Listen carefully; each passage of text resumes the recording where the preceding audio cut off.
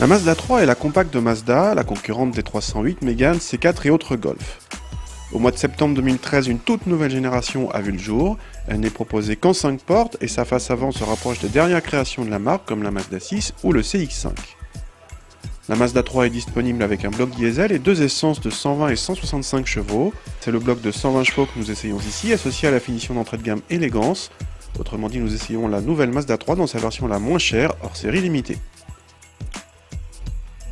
A l'intérieur, Mazda a fait de gros progrès en qualité de présentation depuis la précédente génération.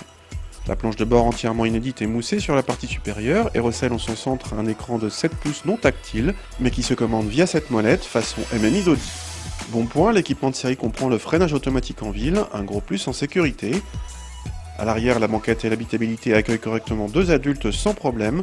Le coffre n'atteint pas les 400 cm3 et reste loin de celui d'une Peugeot 308.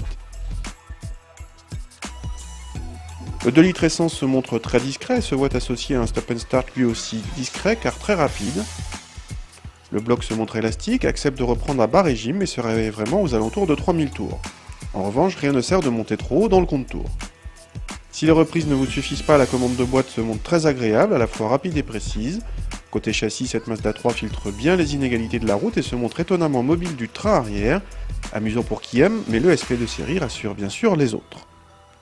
Cette Mazda 3 a un atout de taille par rapport à sa sœur diesel, elle coûte quasiment 5000 € de moins, une différence énorme, certes en partie justifiée par l'écart en agrément mécanique ou par la sobriété par rapport à l'excellent bloc de litre de diesel. Mais l'amortissement va être long, très long. Si vous êtes un petit rouleur, vous pouvez sans problème vous orienter vers ce modèle, agréable et plutôt sobre pour la catégorie. La finition supérieure dynamique coûte 2300 € de plus et comprend des jantes de 18 pouces, certes plus jolies, mais qui détériorent le confort.